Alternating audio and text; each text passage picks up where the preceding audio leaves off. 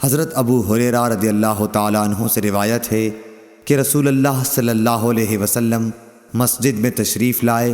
اس کے بعد ایک اور شخص آیا، اس نے نماز پڑھی، پھر نبی کریم صلی اللہ علیہ وسلم کو سلام کیا۔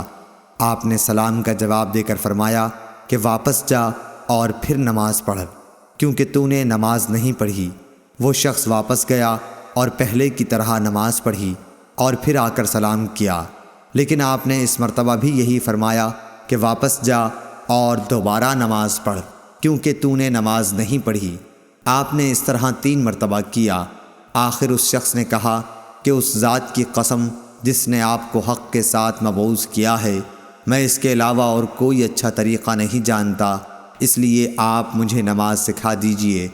آپ نے فرمایا کہ جب نماز کے لیے کھڑے ہو تو پہلے تکبیر کہہ، پھر آسانی کے ساتھ جتنا قرآن تجھ کو یاد ہو اس کی تلاوت کر، اس کے بعد رکوع کر، اچھی طرح سے رکوع ہو لے تو پھر سر اٹھا کر پوری طرح کھڑا ہو جا، اس کے بعد سجدہ کر پورے اطمینان کے ساتھ، پھر سر اٹھا اور اچھی طرح بیٹھ جا، اسی طرح اپنی تمام نماز پوری کر۔